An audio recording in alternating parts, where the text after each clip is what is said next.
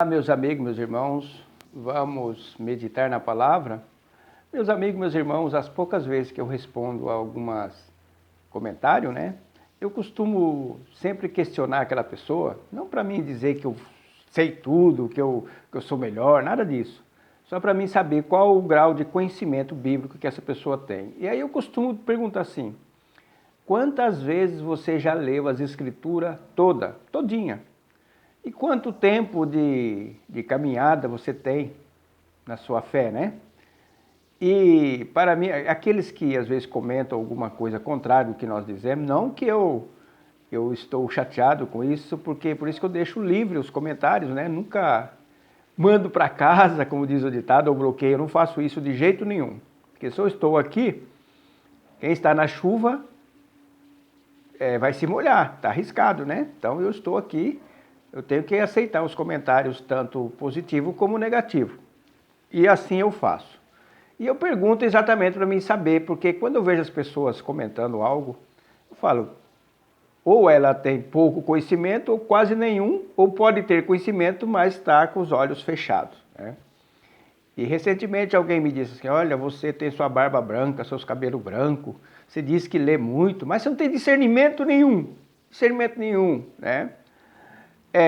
Quando eu faço meus vídeos aqui, e essas afirmações aqui, quando eu falo, olha, fulano é falso profeta, olha, isso manda para o inferno, fulano vai para o inferno, eu tenho bem consciência de que essas palavras minhas eu vou prestar conta no dia do julgamento. E você, quando você comenta aqui também, você tem que tomar cuidado dos comentários, todos eles. Não só a mim, qualquer pessoa tem que tomar cuidado com as afirmações dela, né? Você afirma assim, você não tem conhecimento, você não tem discernimento. Será que você está mentindo? Será que você está sendo correto nisso aí? Ou não, né? Assim como eu posso dizer para a pessoa, você não tem discernimento nenhum. Eu tenho que tomar cuidado, né? Ter ciência daquilo que eu estou falando, pode ser falso, pode ser verdadeiro. Eu posso estar... Aí entra a tal da acusação. É isso que nós devemos tomar muito cuidado, né? Então, quando eu falei aqui do movimento pentecostal, dizendo que é um movimento maligno, e eu não retiro isso, através das escrituras, por quê? Porque o que é um movimento maligno? O movimento maligno é aquele que é contrário às escrituras. A escritura aponta para um lado, aí o movimento vai para outro. As escrituras falam, não é assim, e ele fala, não, é assim. Então é um movimento contrário, porque o próprio Jesus disse que ele veio desfazer as obras do diabo. E as obras do diabo é a oposição à palavra de Deus. E eu já participei do movimento pentecostal, já estive lá no meio deles, e tem um texto aqui da palavra, tem um texto da palavra de Deus, que eu nunca vi eles pregarem dentro dos templos. Se pregaram, não entenderam esse texto, que é o capítulo 12, e muitos pentecostais, muitas pessoas. E também tem pessoas que não gostam da maneira que eu falo dos falsos profetas. Não, você tem que pregar só sobre isso ou só sobre aquilo. Mas a palavra de Deus ela é completa. Ela denuncia as obras das trevas e nós damos voz à palavra. Nós damos voz à palavra de Deus. E eu tenho encontrado pessoas aqui que se aproximaram de nós. Bem mansinho e tal, mas depois se mostrou quem que era, né? Não estava concordando conosco. E aí começou a mostrar. E Deus fala que nós devemos ter o discernimento, o dom de discernir os espíritos. E nós ficamos só aguardando o momento. Às vezes nós discernimos, mas às vezes você fica ali aguardando para ter uma certeza, né? Que menos tempo, mais tempo a pessoa se revela. E tem acontecido muito isso conosco. Eu já estou acostumado com isso, né? Então vamos lá para o capítulo 12. Porque o movimento pentecostal, quando ele chegou no Brasil, ele falou que nós devemos ser batizados com o Espírito Santo, com evidências de língua estranha, né? Vamos ver o que diz a palavra, esse capítulo 12 de 1 Coríntios, né? Então nós vamos começar, versículo 13. Pois todos nós fomos batizados em um Espírito, formando um corpo, quer judeus, quer gregos. Tá vendo? Então, e como é que nós fomos batizados? Eu já fiz um vídeo dizendo, o penúltimo, que nós fomos batizados pela pregação da palavra e nós acreditamos pela fé. Aí nesse momento nós somos batizado, recebemos o Espírito. E aí eles inventam uma coisa, não, é união, é não sei o que, tanta coisa, eu já estive lá no meio, quando entra texto assim que eles não querem, que foi ensinado, para eles não querem saber a verdade, né? Então, se nós todos que acreditamos, que abraçamos a fé, fomos batizados em um mesmo Espírito. Aí o versículo 12, porque assim como o corpo é um e tem muitos membros, e todos os membros deste um corpo, sendo muitos, são um só corpo, assim é Cristo também. O 11, mas um só é o mesmo Espírito que opera todas as coisas, repartindo particularmente a cada um como quer, né? E aí é que eles não conseguem discernir isso. Eles falam que para mim ser batizado... Por exemplo, tem pessoas lá, você já foi batizado? A pessoa está há anos na igreja, já foi batizado com o Espírito Santo? Não. Ah, você nunca falou em língua? Não, né? Não é assim que eles falam? E aí a palavra de Deus vai dizendo aqui, né? Como que opera a pessoa que é batizada pelo Espírito Santo de Deus, né? E começa falando assim, no versículo 3 agora. Portanto, vos quero fazer compreender que ninguém que fala pelo Espírito de Deus diz, Jesus é anátema. E ninguém pode dizer que Jesus é o Senhor, senão pelo Espírito Santo de Deus. Quer dizer, quando eu sou batizado, eu falo que Jesus é o Senhor. Quando eu falo que Jesus é o Senhor, eu falo no sentido mais puro da palavra, que é aquele que eu obedeço. Porque existe aquele que pode falar que Jesus é o Senhor, mas ele não obedece, não está dizendo nada. É isso que está dizendo esse texto, né? 4. Ora, há diversidade de dons, mas o Espírito é o mesmo. Aqui já começa o problema, para eles, né? Começa o problema. E há diversidade de operações, mas é o mesmo Deus que opera tudo em todos.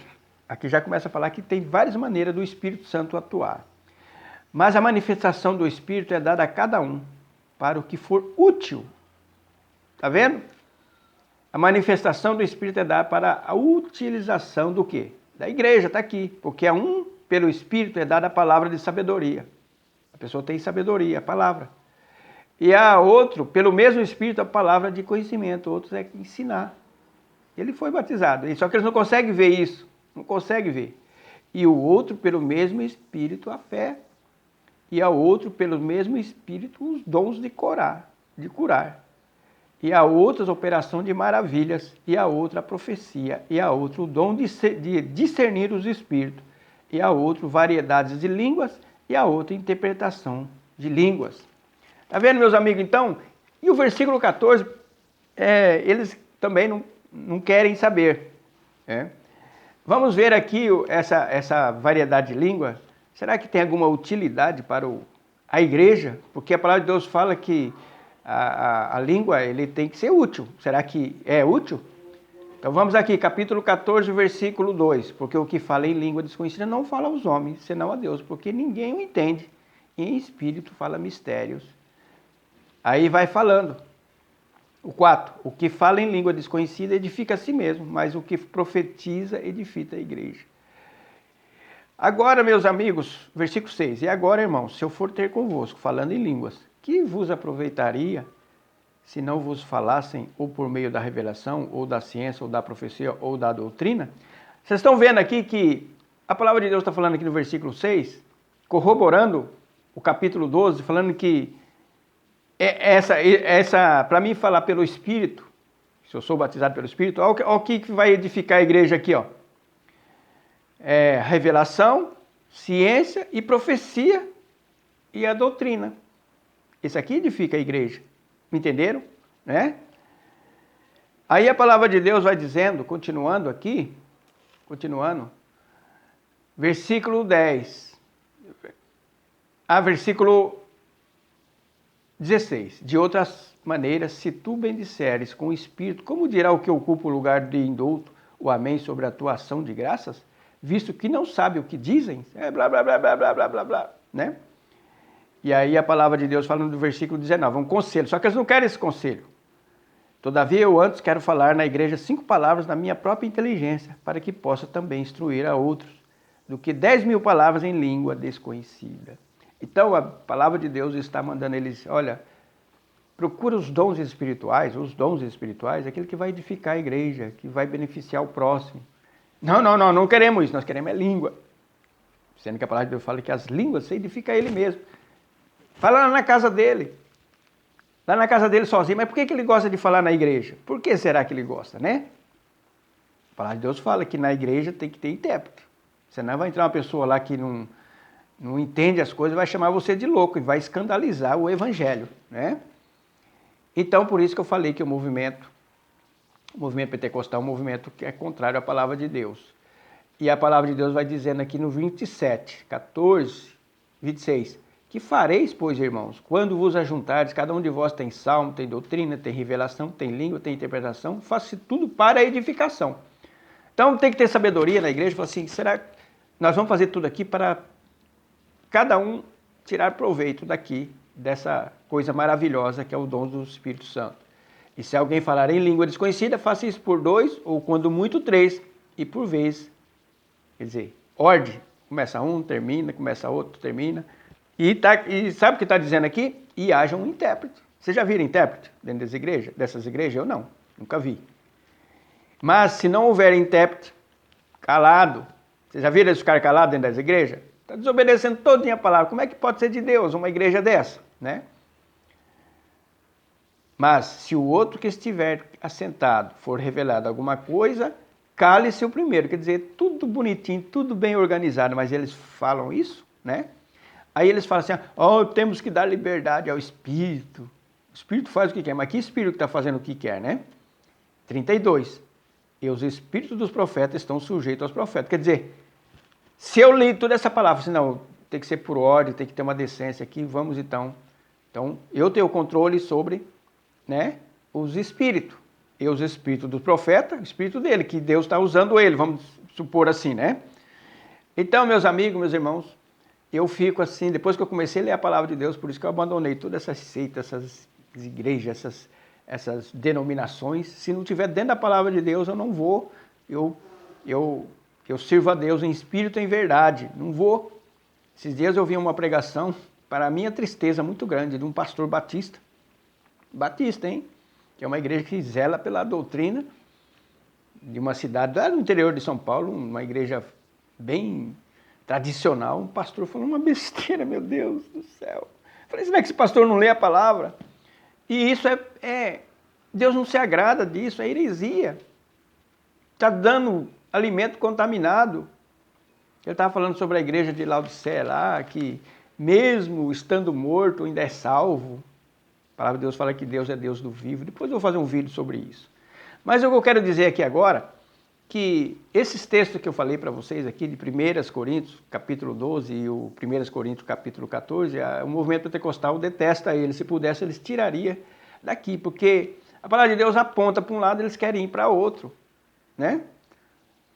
Faça coisa que edifica a igreja. Não, mas nós queremos a língua que ninguém entende, vai virar uma bagunça. O diabo gosta de bagunça, gosta de bagunçar. E essa igreja está seguindo o que o diabo manda. Simples assim. E as pessoas não gostam da verdade, odeiam a verdade. Quando você fala a verdade, você vem com a palavra de Deus, mostrando dentro da Bíblia. Não, eu prefiro aquele lá que ensinou errado para nós, eu prefiro aquele que veio dos Estados Unidos, aquele Gunnar Wing, Daniel Berg, Luiz de Francisco. Ele ensinou a verdade, mas era falso profeta. Eles vieram nas igrejas tradicionais aqui e causaram uma divisão. Você não conhece a história, não quer saber da história, né? Vocês são assim, não querem saber da verdade, odeiam a verdade. Né? E por isso vocês vão para o mesmo caminho que eles estão indo. A palavra de Deus fala, se um cego guiar outro cego, ambos cairão na cova. E é isso que vai acontecer se você não se arrepender até lá. Que Deus possa abrir a tua mente em nome de Jesus. Amém.